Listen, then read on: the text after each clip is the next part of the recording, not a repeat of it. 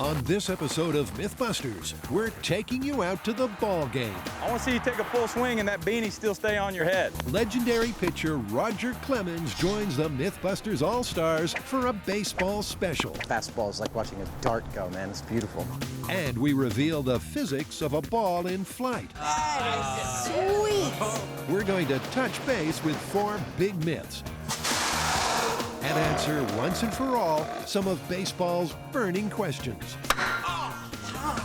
Step up to the plate with Adam and Jamie That is a bat. That's not a broomstick. and find out, does cork in your bat give you more clout? That's the hit! And can you hit a ball so hard that the hide comes clean off? Wow. Meanwhile, Carrie, Tori, and Grant discover if a humid ball is harder to hit. Nice. Woo! And does sliding into base actually slow you down? Wow, that looked like it hurt. Who are the MythBusters? Adam Savage Is everybody ready for diving? and Jamie Heineman. Gets me all worked up just looking at it. That was beautiful! Between them, more than 30 years of special effects experience. That was heavy. Joining them, Grant Imahara, Jamie makes it look so easy when he does it. Tori Belleci, Somebody order some exploding pants. and Carrie Byron. High explosives and electricity. Woo! They don't just tell the myths, they put them to the test.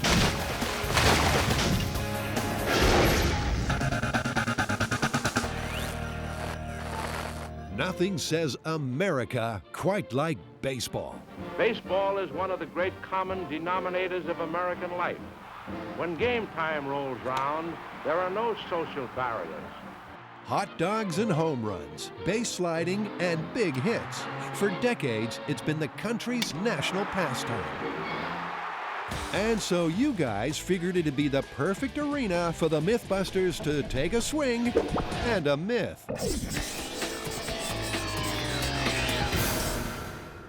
You guys like baseball? Are you kidding? I love going to the ball game. Well, so do our fans, and they have inundated us with baseball myths to bust.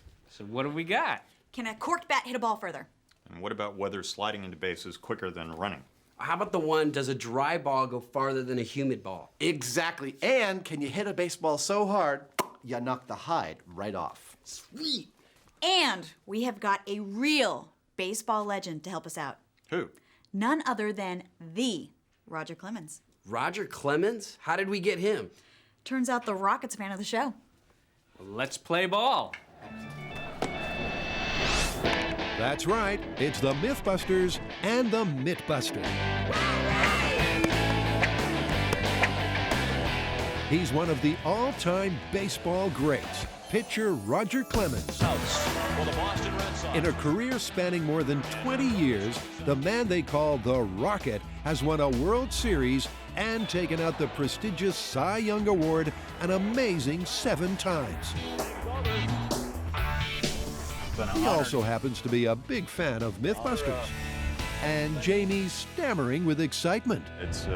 I'm speechless to have the Roger Clemens here helping us deal with these baseball issues. Later in the show, we'll study the mojo of the throw and answer once and for all the age-old question. Can a baseball really slide and curve? Or is it just an optical illusion? I'm gonna try and give it my best out here so you can tell what this baseball actually does with these high-speed cameras. We'll return to Roger later.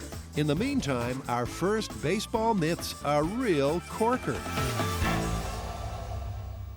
Man, how great is it to have Roger Clemens helping us do baseball myths? Yep, can't wait to see him do his stuff. Well, our first myth is a total classic, the corked bat. What's a cork bat about?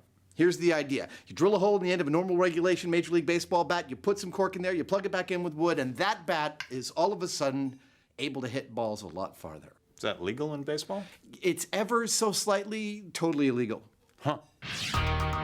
You bet it's illegal. In 2003, the baseball world was rocked when star slugger Sammy Sosa's bat split during a game, exposing a cork core. He claimed it was a practice bat he'd picked up by mistake. but Sosa was immediately ejected from the game and suspended for 7 matches. What do you think our general plan is? Well, we get a bunch of bats, figure out how to cork some of them, and see which one will hit a ball further.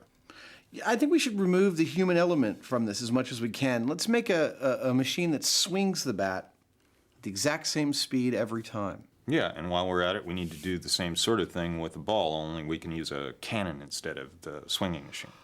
You know what? I'm thinking that we've already built everything we need to test this myth for previous episodes. We don't need to go out anywhere. It's all right here in the shop. Yeah, a few modifications maybe, but they'll work. Excellent. Ladies and gentlemen, it's a MythBusters first. No blueprint diagrams, no time-consuming builds. This baseball myth will be totally off the shelf. Cary Grant and Tori built a sword swinging rig when they were doing sword cutting a sword. That's perfect for swinging a baseball bat. And 2, Jamie and I already built an air-powered cannon. That is so wrong. Which is perfect for throwing baseballs at speeds well up to the supersonic range, I think. All right, here we go. I'm flicking the switch. First, at test firing, just to blow away the cobwebs.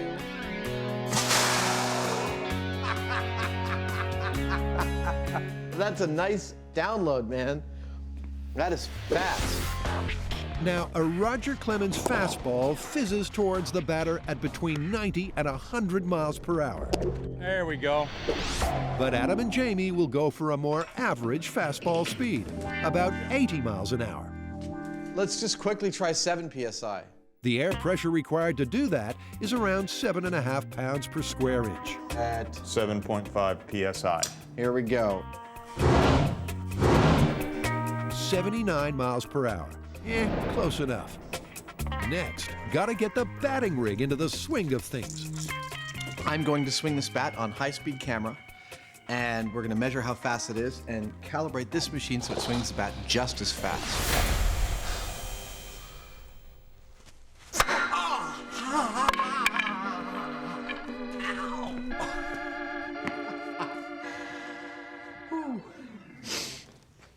All right, let me give my hands a moment to recover. And my dignity.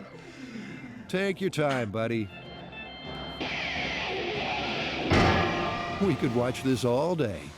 Can we move on to something else now? Let's cut to me swinging. Here we go. Cut. Adam's clean swing clocks 62 miles per hour. That equates to air pressure of 70 psi. Okay. All they have to do now is cork some bats. But baseball authorities don't want us to show exactly how that's done. And as Adam tampers with the timber, he's wondering if this whole quirky cork caper isn't a case of mind over matter. Since 1970, 6 major league hitters have been caught using a cork bat. Kind of makes you wonder if there's something to it. Well, the act of corking a bat does remove some weight, but if you want to swing with a lighter bat, there's nothing in the regulations that prevent you from just going and getting a lighter bat. Then why do it? Well, to a major league hitter, the psychological advantage may be huge. If you believe your bat has special power, you may be more likely to get that hit. And that could be the difference between being struck out or making a home run. Exactly. The pitching cannon is primed, ready to fire. The bat bot is poised over the plate, all set to swing.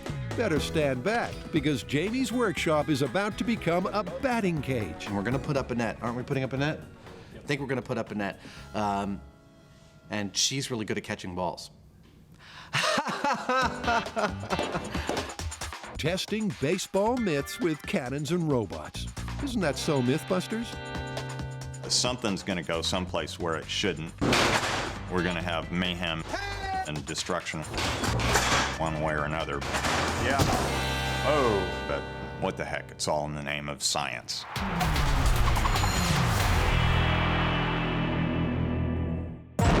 It's the MythBusters Baseball Special, and the next myth's hot off the fan site. I've got a really cool baseball myth. This one is all over the internet. All right, let's hear it. Well, the idea is if you keep your baseballs in a humidor, like the thing that you keep your cigars fresh with, that it makes it really hard to hit a home run with. Yeah, I saw this one on our website. And according to the fans, at one stadium in particular, once they started keeping their balls in a humidor, the number of home runs went down dramatically. For years, the Colorado Rockies' home ground in Denver had the highest home run rate in the majors. But since they started storing baseballs in a humidor, the run rate has dried up. Is there a link? Well, to test this myth, I think first off, we're going to need to build a humidor and stick some baseballs in it.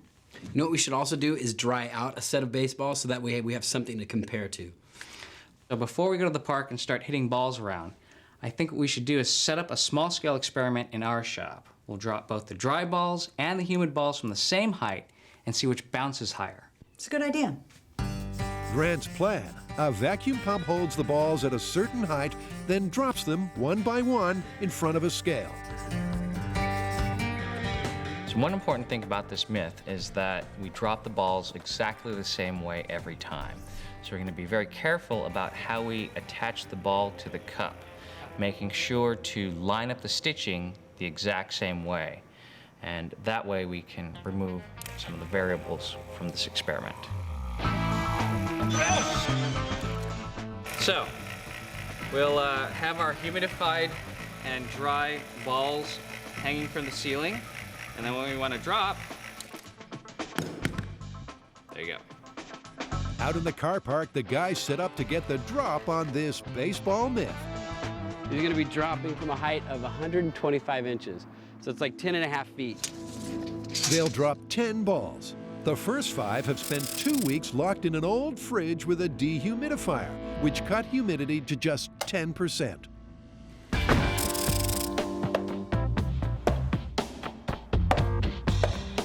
Some good bouncing. Yeah. These are all about 110 centimeters.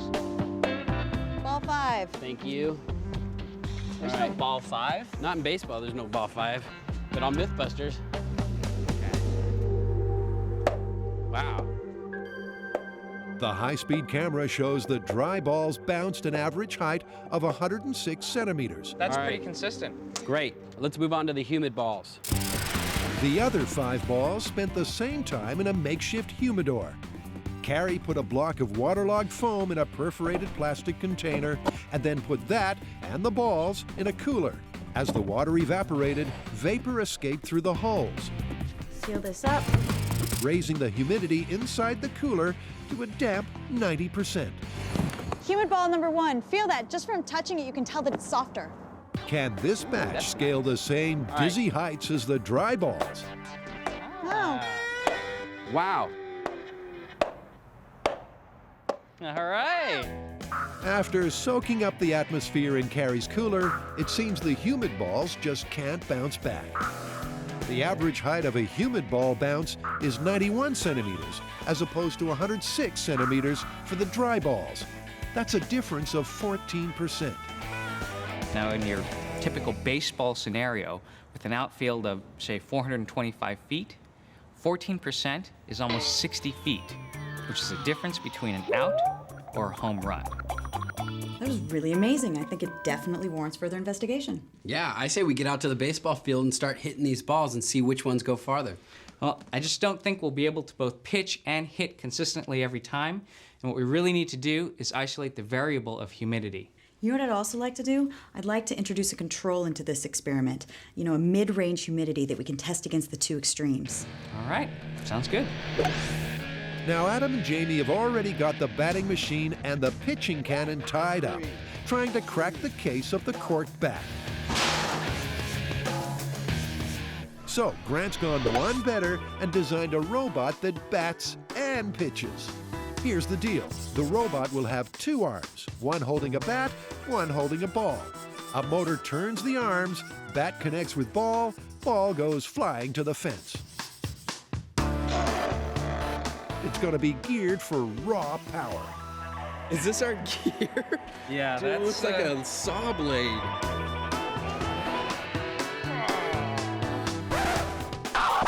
While the beefy batting machine takes shape, the guys have been pondering the background to this major league myth.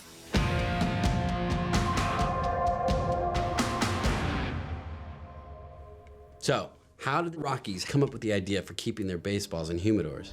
It's all about altitude. Denver's about a mile above sea level, and their stadium is the highest in the major leagues. At that altitude, the air is drier. Well, that makes sense. I mean, drier air is going to give you drier baseballs. And as the balls dry out, they get harder, which theoretically means they'll travel further when they're hit. You know, one other thing about the altitude is at that height, the air pressure is going to be a lot lower, which will allow the baseballs to travel farther. Precisely. Back in the dugout, Torrey's got a bat in place. A clamp has a pincer grip on the ball. And it's out of here! So I've got my motor. It's mounted to a beefy plate on the machine. It's wired up to the speed control. That goes to a safety switch, which has this key. And that goes to a bank of batteries. And I'm ready to fire it up for the first time. The robot batter's wired up. Grant gives it the juice. 3, 2, 1.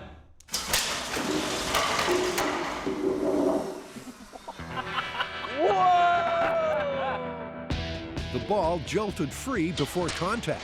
The bat smashed into the springs, really hitting a groove. So we're gonna ditch the springs and go with some foam, some kind of rigid blue foam.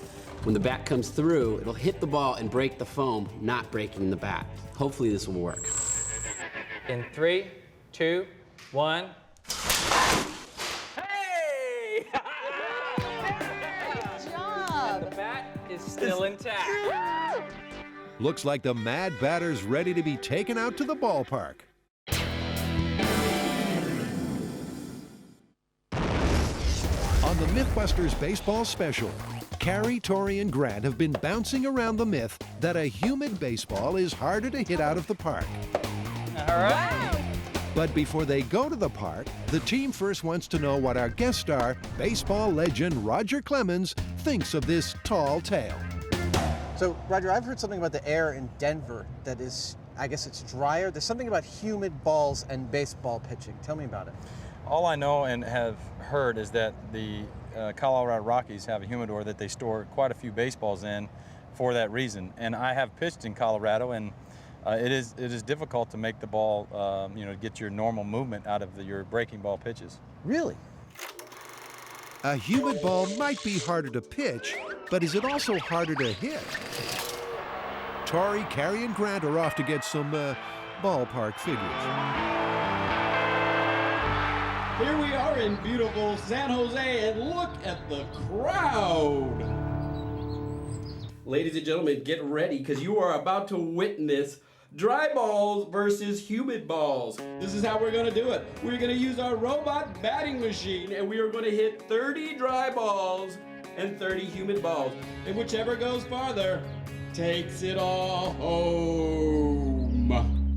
It's wood all the way in the big league, but in this case, an aluminum bat might better cope with the rigors of the rig. We've got 3 sets of balls. Humid balls at 90%, dry balls at 10%, finally a control group at about 50%. Now our baseball hitting robot is situated right on home plate. It's gonna hit balls into the outfield. Torrey and Carrie will be out there with different colored flags, one for each type of ball, and they'll mark the point where the ball first hits the ground. In their small-scale test, the humid balls had 14% less bounce. Will that result be replicated in the real world? Now, the robot worked okay in the shop, but you guys know only too well how things go on this show. It's a brand new, intricate rig with high-speed moving parts. Seriously, what are the chances of it working first time? Okay, first we have the control at 50% humidity with the aluminum bat. 3, 2, 1.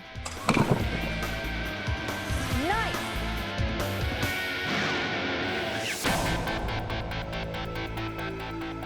Well, I'll be.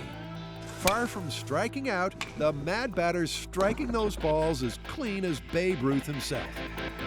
One small step for man, one giant leap for mankind.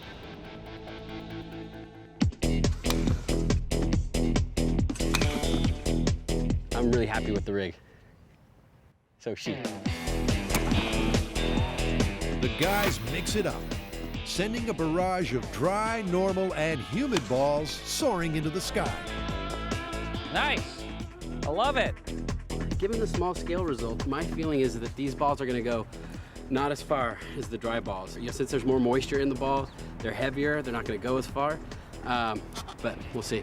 This is where all the magic happens. This is the data. This is what the experiment is all about.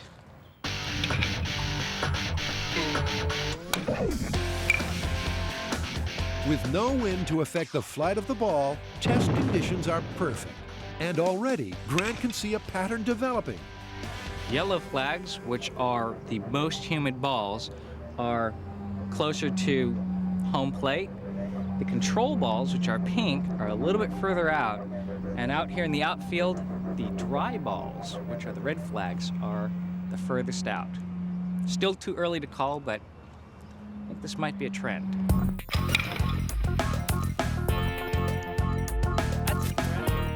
That's good. They're starting to group together.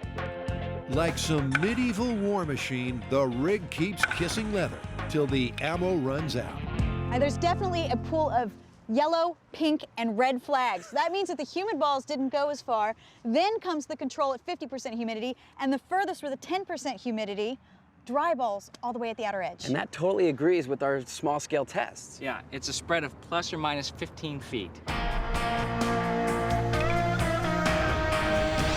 You know, I think there's some truth to this myth, because there's definitely a pattern where the dry balls were going farther than the humid balls. It's funny how such a small thing can make such a huge difference on the game. Yep, there are so many variables in baseball, I think it would be hard to attribute a decrease in home runs to just humidity. You know what's weird, though? Starting this season, Major League Baseball teams are keeping their balls in humidors. Well, that settles it for me. This is definitely plausible. Plausible. Plausible.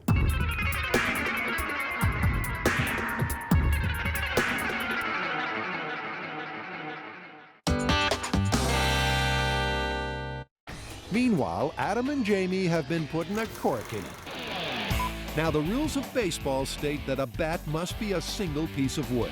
That's how they leave the factory. But in the search for more spring, some players hollow out bats, replacing wood with cork.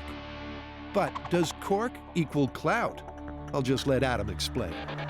The heart of this experiment is a timer. One that fires a ball, one that swings a bat. Here's how it started. I release the safety, I click this. This sends electrical signals all the way down here, follow me, to our bank of air tanks, which we built for the Pirate Special Cannon. These two solenoids are activated by that timer. They activate these valves, releasing all the air from these tanks into the bottom of this barrel, in which is one of these balls in a sabot. The ball starts traveling down the barrel. As the ball travels down the barrel, a second electrical impulse activates this quick release on a valve, which releases this bat, which is on a spring on this cylinder here, swinging all the way around. Hopefully, at the very moment the ball is leaving the barrel, hitting the bat right at the point of impact we want, capturing it on high-speed camera, knocking it out of the park, and answering our question once and for all. The reason we're doing it this way is we need to isolate the effect of the cork.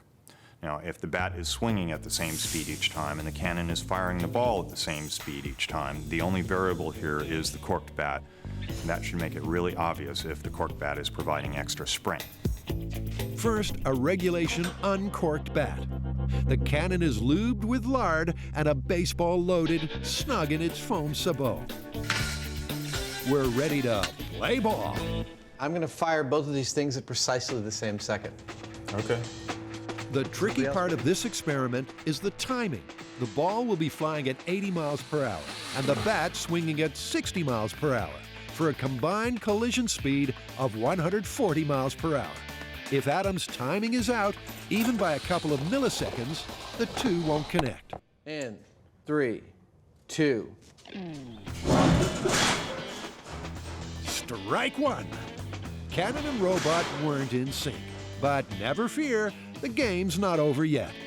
High speed says that we've dialed into our correct batting speed. The mechanical bat is swinging just as fast as I was able to, 62 miles an hour.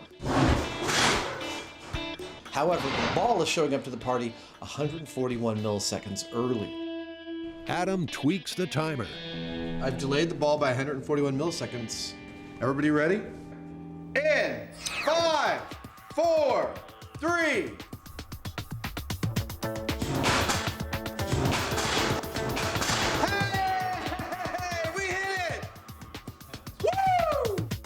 This time, Adam's timing was spot on, but the ball rocketed off the bat and smashed a chunk out of the scale.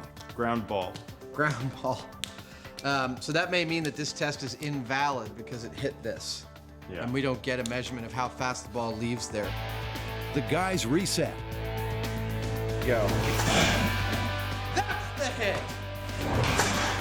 This batting robot's really got its eye in. That was another good hit.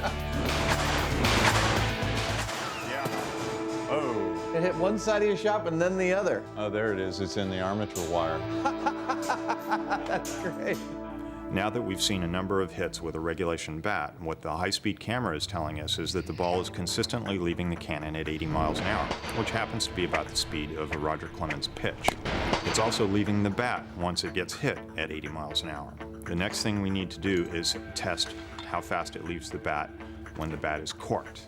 If it leaves faster, that'll answer our question. 3. That was a hit. That was a hit. The ball is over here. And the bat is still there. So, with any luck, that's data. The ball is coming into the bat at about 80 miles an hour, but it is leaving that bat at half that speed, at about 40 miles an hour.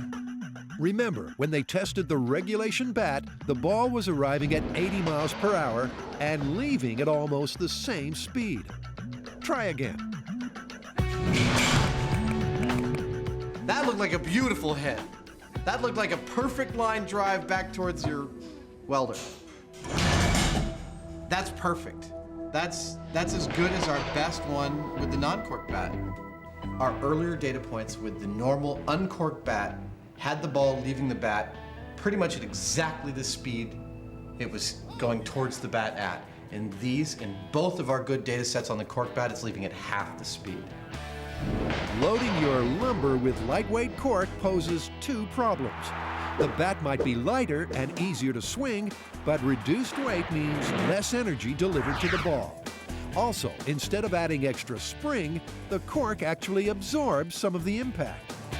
Those two factors add up to blunted batting ability. A ball hitting a cork bat is going to leave that bat at a slower speed than a ball hitting a regulation unmodified bat. I mean, they made this thing to hit a ball really efficiently. I don't think it warrants any modification. Looks like this baseball myth's been knocked out of the park. Guess what? What? I made a commemorative plaque for this myth. Corked bat, okay. Well, you know, one way or another, it looks like the guys that got caught using a corked bat got themselves suspended for nothing. Yeah, you know, while our sample size might have been small, our results were totally unambiguous. Every time a ball came off the corked bat, it was coming off at half the speed that it was off of a normal bat. Yeah, far from acting like a spring, it was a lot more like a sponge. I gotta say, this one is totally busted. Totally. It's busted.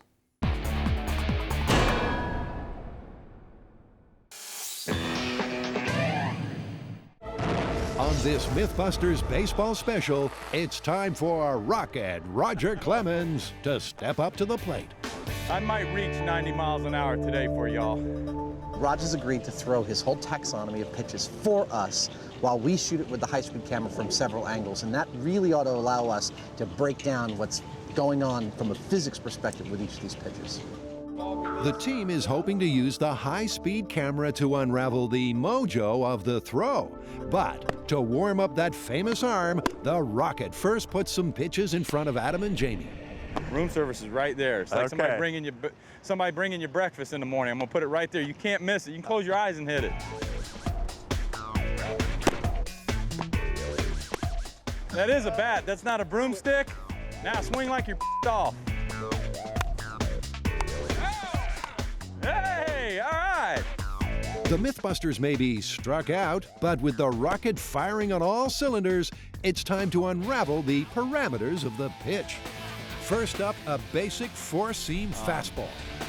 We hold the fastball in this manner, and from my understanding, this ball rotates when I let it go in this manner. With four seams, these seams will catch that wind. That ball will track. fastball is like watching a dart go, man. It's beautiful. Looking at the high speed, the fastball pitch does exactly what Roger said it'd do. Backspin keeps the ball on the straight and narrow as it rifles over the plate at more than 80 miles an hour. But what happens when Roger changes his grip? Basically, if you're a fastball here, you're in this area for the slider, and you're offset, and you're basically cutting the side of the ball. It should go maybe down 4 inches and away from a right-handed hitter 4 inches. That's a true slider. There we go. You know it's good when the catcher doesn't catch it. Roger's found perfect pitch again. The slider veers away to the right of the plate,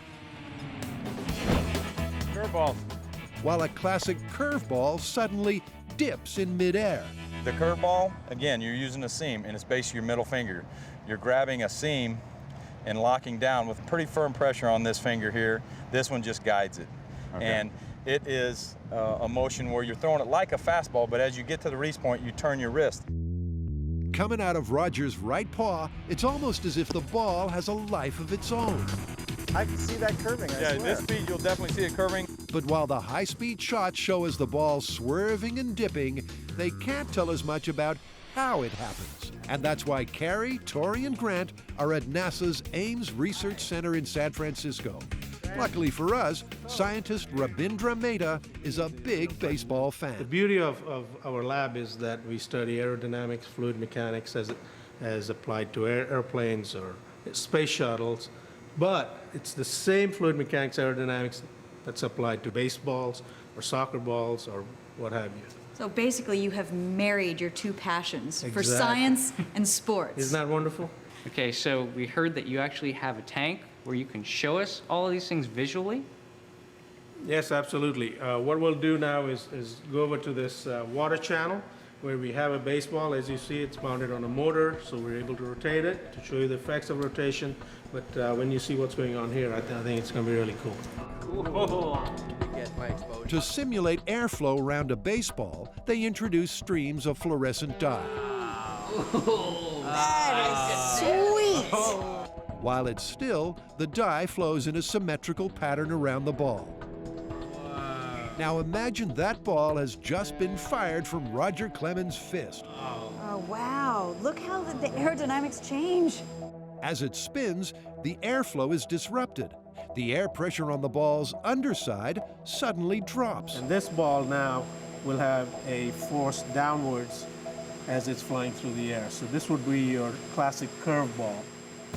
Lower air pressure on the bottom of the ball makes it dip during flight. And the principle's exactly the same for each different pitch. It is the axis of spin that determines what type of pitch it is. With a standard fastball, which is released with backspin, you get an upward lift force. With a slider, the axis of spin would be more or less vertical, and in which case the ball would tend to go towards the left because of that. Then the curveball, tumbling. Spinning about the horizontal axis makes it go down. So our high-speed shots and NASA show that bendy baseball behavior is no myth. So what about the infamous rising fastball? Many hitters swear that some fastballs suddenly lift in midair as they hurtle towards the plate.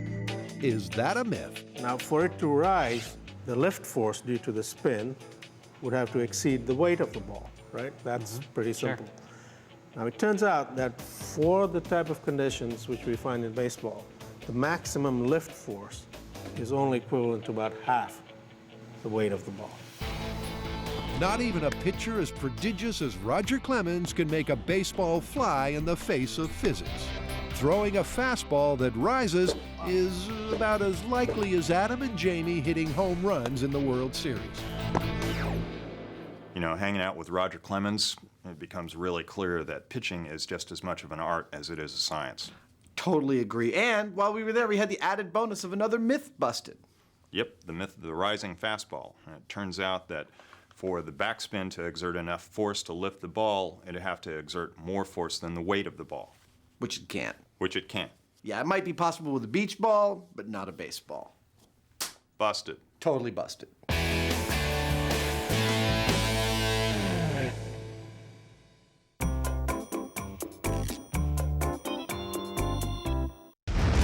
On this baseball special, it's time to get down and dirty as the MythBusters All-Stars take a long run-up at the slide. All right, this baseball myth is all about the slide.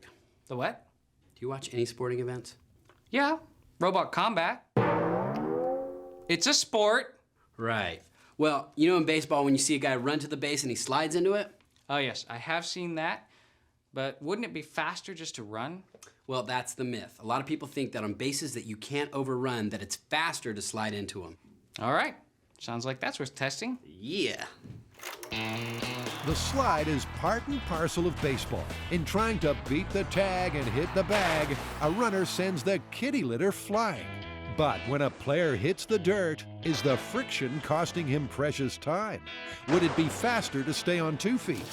Okay, so how are we gonna test this? This one's simple. We just run at the base and then we slide into the base and see which one's faster. I got the perfect thing to time that. It's accurate down to the millisecond. I can start it when we leave one base and stop it when we tag the next. Cool. I think we should also throw in the dive, and that's when you lunge at the base face forward and see if that one's any faster. All right. Let's ask Jamie and see if he wants to play. Our sporting gurus head on out to the University of Pacific's Stockton campus. Gee, they really look the part, don't they? There's just one teensy problem. None of our All-Stars can slide. But never fear, Uni head coach Ed Sprague has agreed to take on these raw recruits. All right, I'm going to teach you on the grass so we can minimize the injuries we might have today by the end of the day. All right? So you're planning on some injuries? There could be some blood. Ed spent 11 years in the major leagues, playing for 6 different teams, and is famous for hitting the winning home run in Game 2 of the 1992 World Series. But now he's really got his work cut out for him. You want to try to take the brunt of the slide on the outside of your shin here, all right? And then on our butt. We don't want to jam our knee into the ground, and we don't want to get our feet way in the air. Now, as we know, MythBusters often fly by the seat of their pants. So you might think they'd be naturals at this. Get the hands up. Yeah. But you'd be wrong. I can make a robot to do it. In order to test this myth, we're gonna have to be able to slide correctly. So I say we give it a few more minutes, maybe a few more hours till we get it down right. Once we get the slide down right, then we can start testing this myth. Eventually, the guys' slides start to look more technique and less train wreck. All right, well, I think you guys have shown enough improvement that we're going to move on to the blood alley, the dirt over here. Blood alley, huh? It's time to get Grant's timing rig up to speed. So the timer's going to have millisecond resolution. There's one switch to start the sequence. And what you'll do is have your foot on this, and the second you leave, it'll start the timer. There'll be a second switch here that goes to a latching relay, and this is going to be on the bag. So when you come up and hit the bag, and it'll freeze the timer wherever it is. Predictions? My feeling is running to the bag, decelerating, and staying on it is going to be faster, but I could be very wrong. Let's find out. On the first attempt, Tori will run and try and stop dead on the bag. Ready when you are. The instant Tori's foot leaves the switch, the timer starts. In his head, he's trying to beat a ball that's flying in from the outfield. I'm still on. I'm still touching. What was my time? 3.624. Pretty sure I was safe. Tori struggled to stop his momentum. You get going that fast, it's hard to stop. I mean, a lot of mass to go, you're stopped dead on that target. This time, he's going to slide into base. Can he beat 3.6 seconds? Will he snap his leg off at the knee? Nice. Did I stop it? Nice, you sure did. Okay, good. Hey, what was my time? 3.572. By sliding, Tori shaved 0.05 of a second off his previous time. It's not much, but it could be the difference between safe and out. He's lost a little bark, but the coach is happy. That was a really good slide. He did a great job there. He went as fast as he could, and he did a really good job of keeping his feet going and sliding right hard into the bag. Time for the other two All-Stars to do their dashes. Nice. 4.076. And let their hip bone slip. It's It's 100 milliseconds, a tenth of a second faster. I actually thought that was probably your best slide of the day. And that's a good hard slide right there. 4.13 seconds. Wow, that looked like it hurt. You beat your time. 3.93 seconds. When the dust settles, the results seem to match Tori's. On test 1, the guys each had to slow their speed at the last second in order to stay upright and not overrun the base. But on the second run, they actually accelerated into the slide, and that last second speeding up shaved milliseconds off the time. It's looking like this myth might have hit the skids. But hold on, there's one other technique they haven't tried.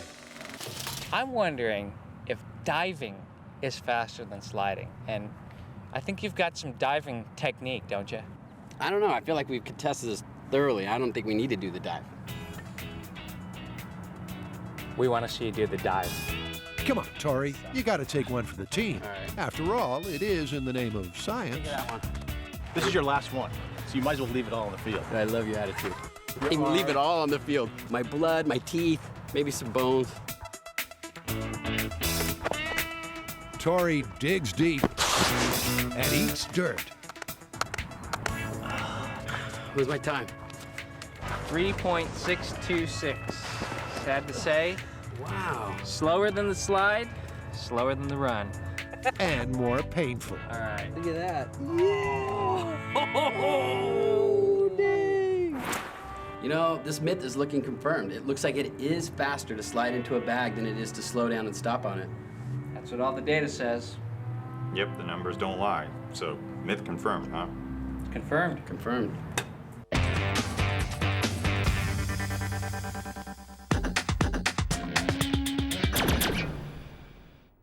We're at the bottom of the 9th on this baseball special.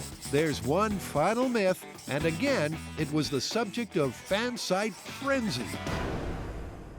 What do we have? Well, we started this episode out with a myth about the inside of a bat. Cork bat. Exactly. We're going to finish it off with a myth about the inside of a ball, specifically that you can hit a baseball hard enough to knock the hide off the ball while the inside itself goes out of the park. Sounds like another classic cartoon caper. A ball is pitched at such speed and hit with such force that the stitch is split and hide is left behind. It's not a scenario pitchers enjoy contemplating. Have you ever seen somebody hit the hide off the ball? Is it possible? Are you saying I give up a lot of home runs? Have I ever seen the hide come off a baseball that I've thrown one in there? Roger thinks Jamie's got a hide even asking. I have thrown some balls in there at 94, 95. The hitters, they say, the scouts that sit in the stands that clock the pitches say that the ball has come back over 130, 140 miles an hour. Thank God the ball has not come unraveled. You can definitely put a flat spot in the ball when a guy hits it real hard or squares it up, as we say. But to bring the hide completely off, that would be a chore for you two men. I'm sure you could find something with bring the hide off of. Oh, we're going to have to investigate this one. Back at home base, Adam and Jamie plan to test this myth by firing up the air cannon once again. We've already seen that a mere 7.5 psi was enough to send a ball rocketing at 80 miles an hour. Oh. That's the hit! Obviously, that's not fast enough to knock the hide off.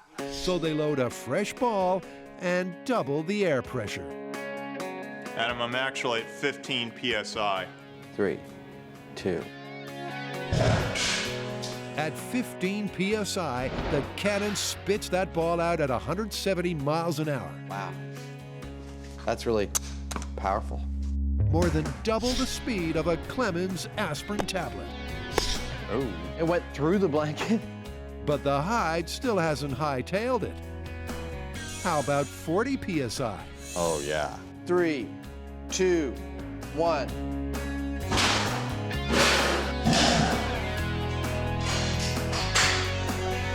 The ball cannoned into the static bat at 200 miles per hour, almost twice as fast as the quickest major league pitch ever recorded. It might be bye-bye bat, but the ball's still not disemboweled. So the fastest pitch ever recorded is 103 miles an hour. We've got this puppy up to 200 miles an hour. At that speed, it was snapping our bats like twigs, and it still is totally intact. Well, it's obvious to me that knocking the hide off a ball is way beyond the capability of a human pitcher or batter. We just gonna leave it there? What do we do now? Of course not. We've got the rig. Let's open it wide up and see what we can get out of it. That's just what you were gonna do after we all left anyway, weren't you? Of course. All right, let's do that. They're going full power, 150 PSI. Can that unveil a ball's innards? The cannon that we're using to fire this baseball was originally created to fire a cannonball, like a 6-pound cannonball. Now we're firing a baseball that weighs, I don't know, 8 ounces or thereabouts. So there's every possibility that this ball could get up into, hundreds and hundreds of miles per hour. Given what happened last time, there's no point putting a bat in front of that. That's close enough. Instead, Jamie lays a length of aluminum pipe in the ball's path. This is extremely dangerous, but I want to see what this puppy can do. The rig is pressurized to 150 PSI, almost 4 times the air pressure used in the last test. We're locked and loaded. It's time to take cover. You can man the switch. Everybody back here. Everybody in the bag. With the Scaredy Cat crew safe behind the ballistics panel, Adam triggers the timer. 5, 4, 3, 2. That's no longer a ball, it's a bullet.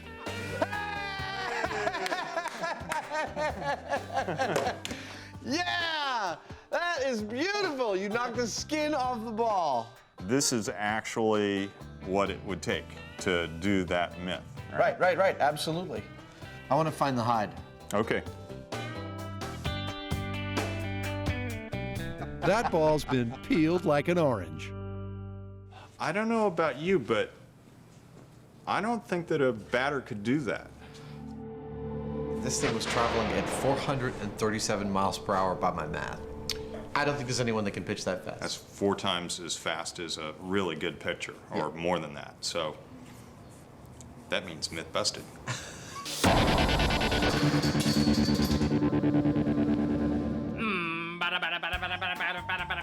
Swing batter! Dude, that was so much fun. Yeah, how was it working with Roger Clemens? It was unbelievable. All right, well, let's tally up the final score. Cork bat? Busted. How about humid balls? Definitely plausible. Knocking the hide off a ball?